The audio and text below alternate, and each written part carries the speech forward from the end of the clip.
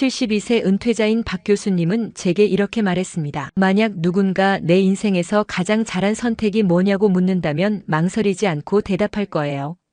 그냥 노는 거라고요. 억지로 일하지 않고 억지로 의미를 만들려고 하지 않고 그저 하루를 내 마음 가는 대로 흘려보낸 것. 그게 이렇게 좋은 줄은 살아보니 알겠더군요.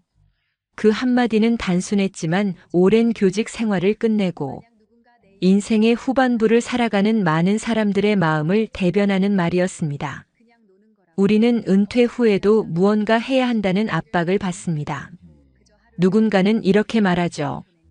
노후엔 취미를 가져야 합니다. 일을 조금이라도 해야 건강에 좋습니다.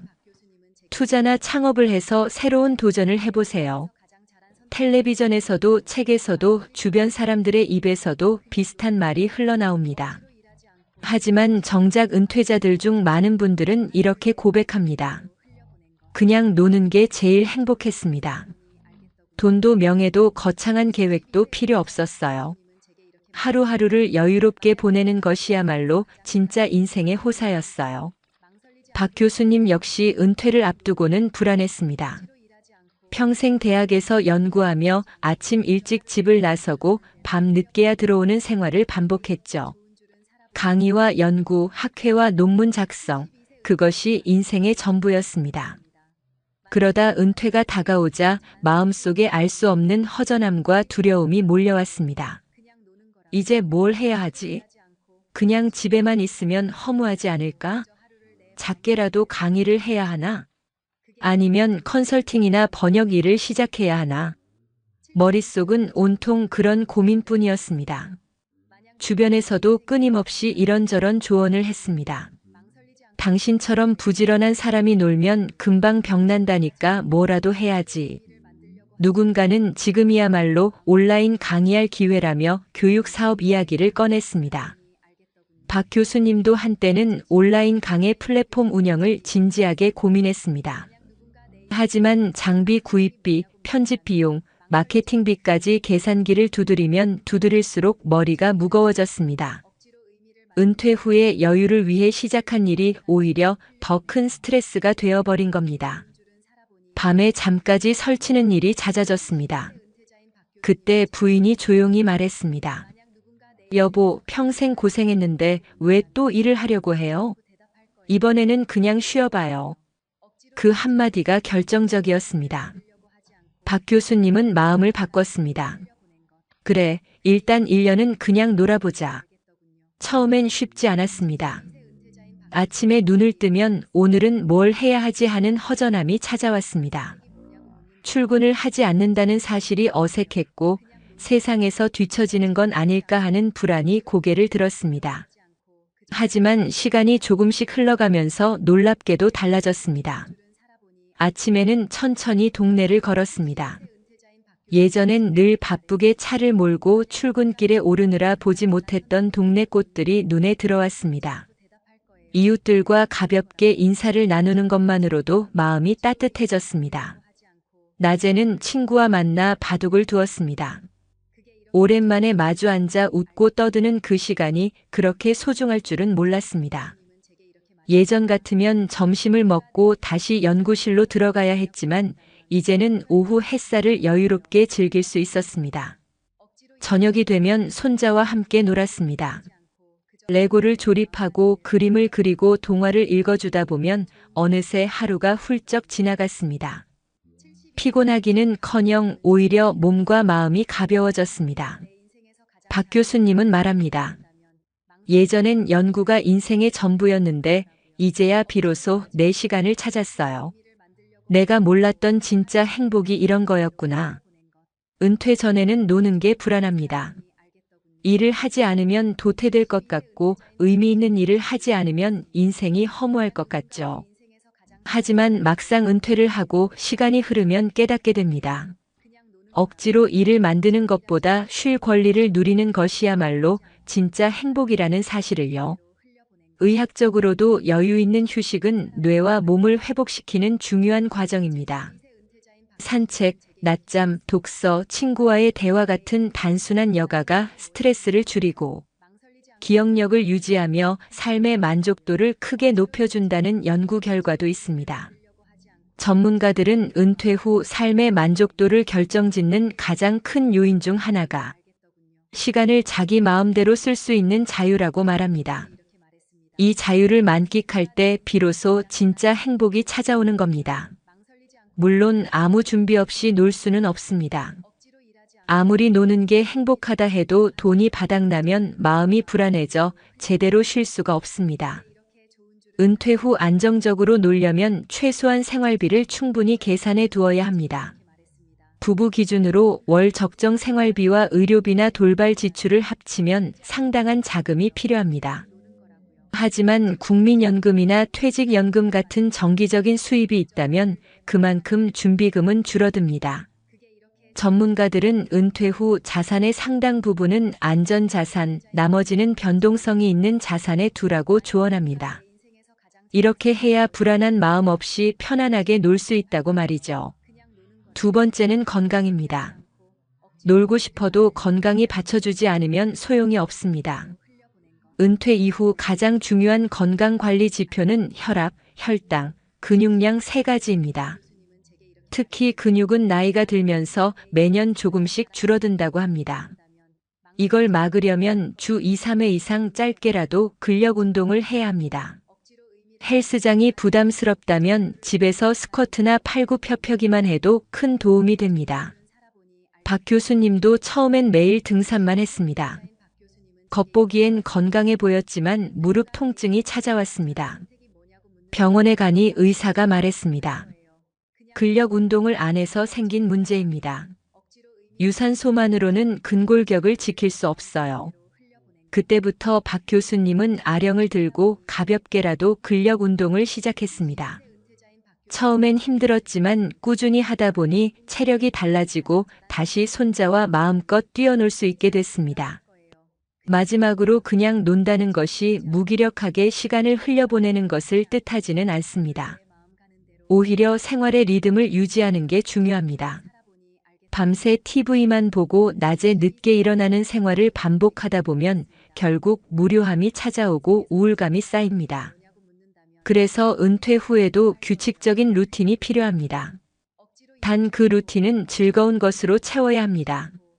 아침에 산책을 하고 아침 식사 후 책을 읽고 점심 뒤에는 낮잠을 자고 오후엔 친구를 만나 수다를 떨고 저녁엔 가족과 함께 드라마를 보는 것. 이 단순한 루틴만으로도 삶의 안정감은 완전히 달라집니다. 많은 분들이 은퇴하면 여행 다니고 취미 강습받고 외식 자주 하면서 즐겁게 살고 싶어 합니다. 그런데 그렇게 몇 년 보내다 보면 돈이 금방 줄어듭니다.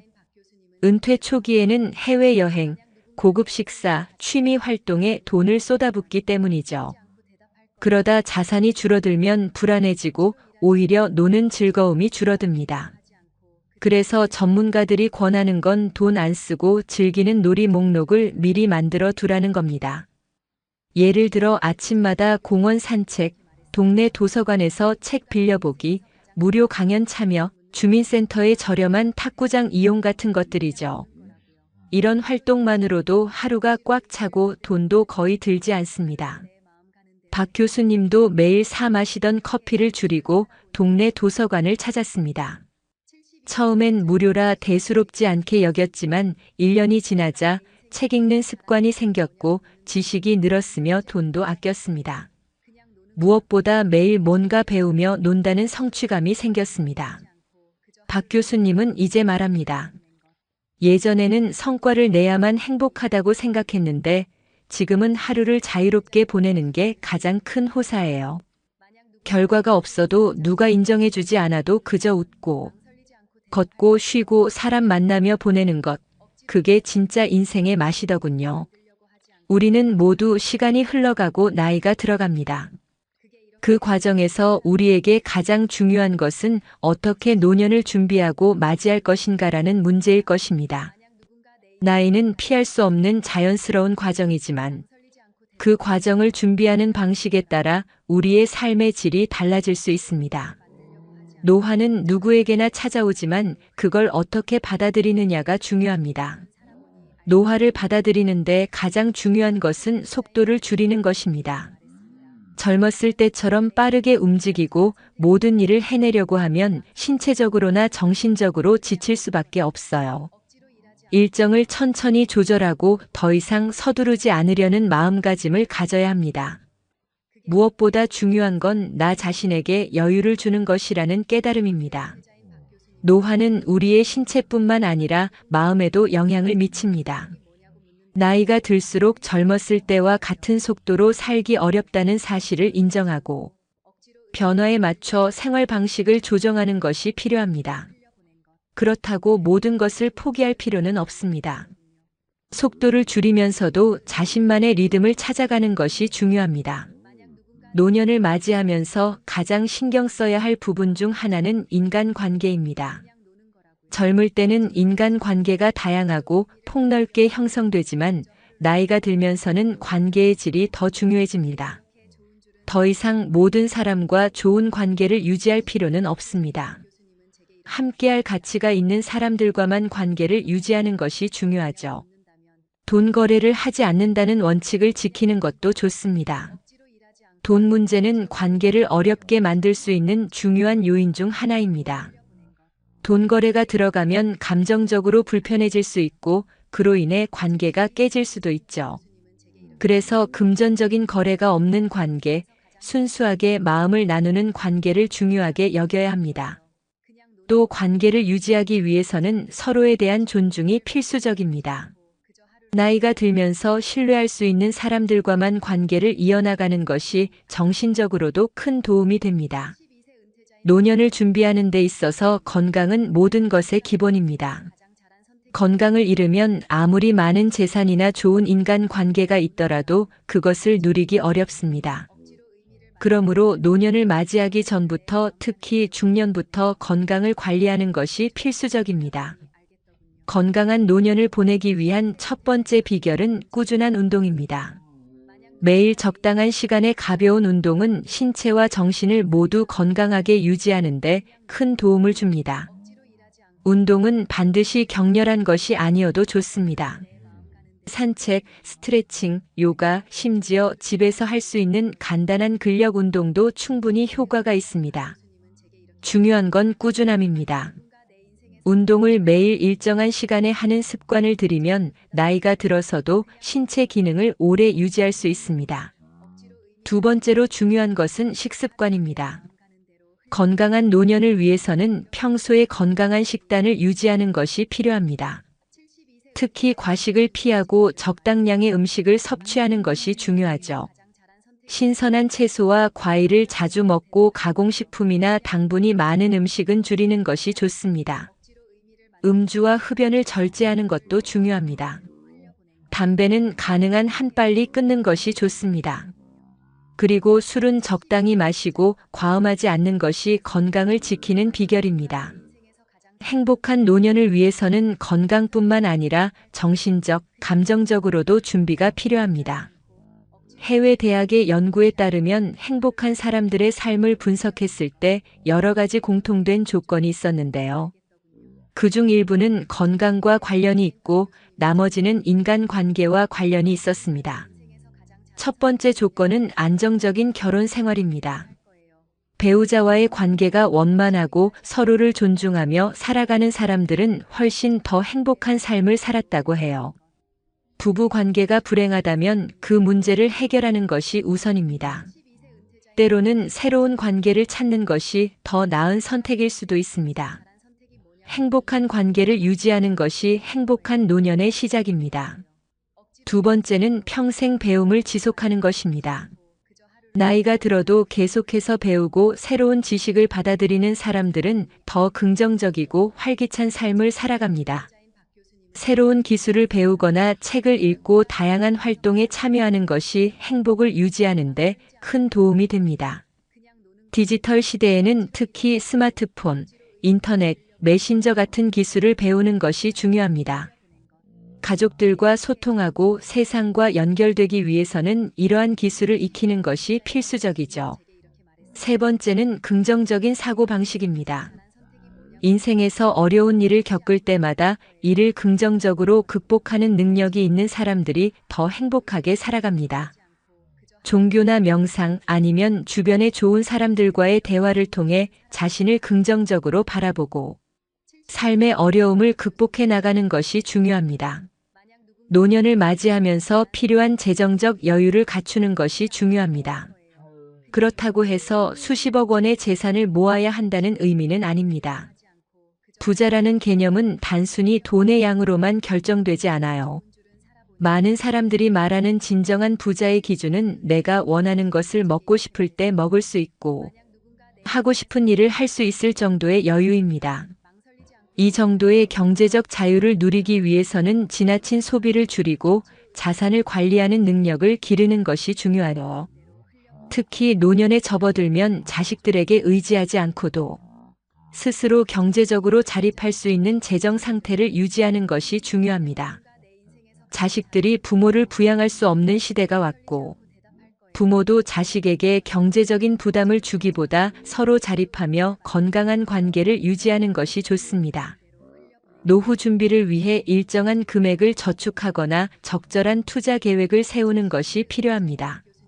하지만 돈이 우리의 행복을 모두 결정짓는 것은 아닙니다. 돈이 행복을 도와주는 중요한 요소이긴 하지만 돈만 있으면 행복할 거라는 기대는 버리는 것이 좋습니다.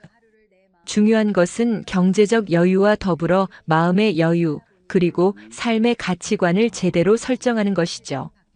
노년을 맞이하며 인간관계는 필연적으로 변하게 됩니다.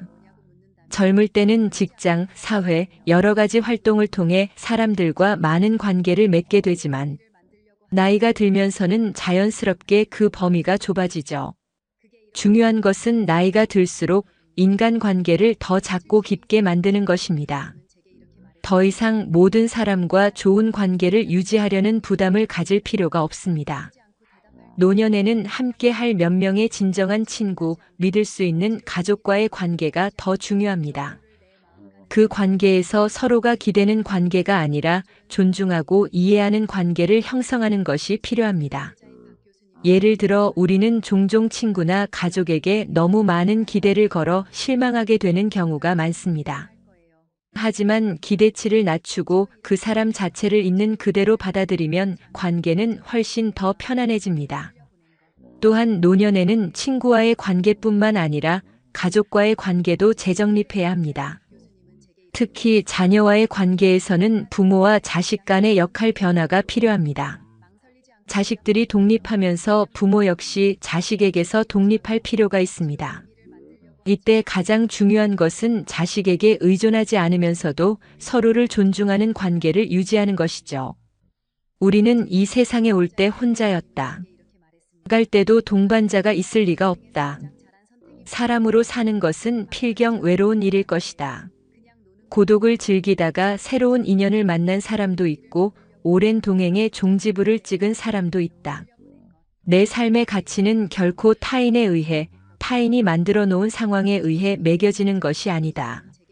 내가 나를 어떻게 바라보느냐, 내가 내 삶을 어떻게 살아가느냐에 따라 달라질 것이다.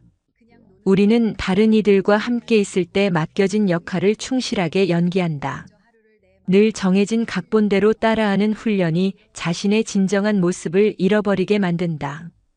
당연히 스스로를 솔직하게 대면하지 못하는 사람이 생기기도 하고 자기 자신을 평가하고 투자하는데 철저히 인색했다.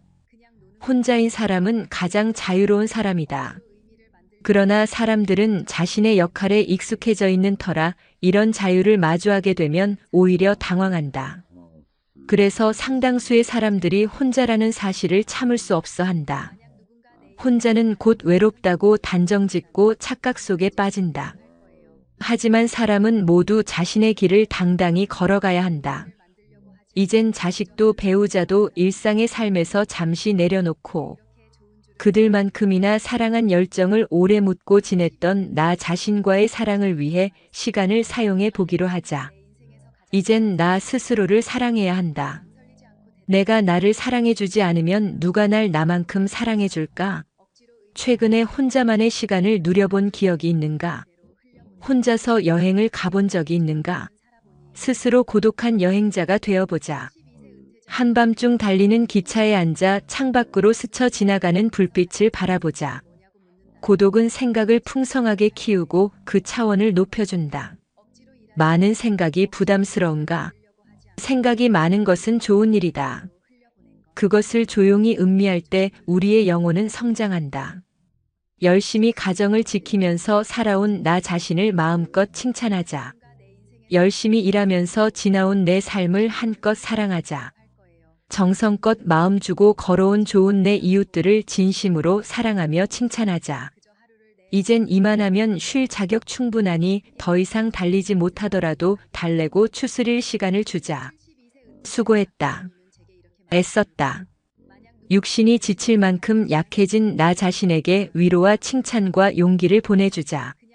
욕심 부리고 때를 쓰고 푸념하는 자신조차 따스하게 보듬으며 이해해주자. 잠시 거울 속에 내 얼굴을 정면으로 쳐다보자. 노화를 느낀 언젠가부터 자세히 보기 싫어진 내 얼굴이지만 오늘은 거울 속에 내 얼굴을 정면으로 뚫어져라 바라보자. 과거 사진에서 내 얼굴을 생각하며 구석구석 차분히 현재의 내 모습을 바라보자. 저렇게 늙어가는구나. 나는 우울하고 안쓰러운 마음이 들 것이다. 그 얼굴에는 굴곡의 세월과 기쁨, 슬픔의 시간이 묻어있고 사랑과 이별과 망각의 시간들이 묻어있다. 내 얼굴이지만 수많은 세월 동안 진지한 대화 한 번 없이 남의 물건처럼 방치해둔 내 모습이다. 언제 이렇게 수많은 주름살이 얼굴을 덮었을까? 언제 이렇게 떨어진 꽃잎의 색깔처럼 피부는 갈색 침전이 되었을까? 한때는 거울 속에 저 얼굴에도 신혼의 싱그러움이 있었다. 아이들 입학식 때 희망에 찬 젊은 부모의 기대가 있었을 것이다. 경제적 궁핍함과 힘든 세월 속에서도 꿋꿋이 웃음을 잃지 않던 얼굴이었고, 아이들의 교육 문제로 고민하던 부모의 얼굴이었다. 갑자기 먼 길 떠나는 부모님과의 영원한 이별을 눈물로 보내드린 얼굴이었고, 지금은 당시 부모님의 얼굴로 쓸쓸히 거울 속에 있다. 낯설게 변해버린 굳은 무표정의 얼굴에게 이젠 진정으로 좋은 표정을 선물해주자. 지난 세월 근심과 걱정 속에서 찌들어간 내 얼굴에게 앞으로는 웃음과 희망을 전해주고, 더 이상 주름살은 늘어나지 않도록 노력하자. 열심히 살아온 내 얼굴에게 그동안 너무 고마웠다고 말해주자. 수십 년을 동고동락해준 내 얼굴에게 지구상에 오직 하나뿐인 내 얼굴에게 남은 시간은 우리들만을 위해 바치겠노라고 약속하자. 생각은 말이 되고 말은 행동이 되며 행동은 습관이 되고 습관은 삶의 변화를 준다. 어떤 생각을 하느냐에 따라 인생이 달라진다. 내가 나를 사랑하지 않으면 남들 또한 나를 사랑해주지 않을 것이다.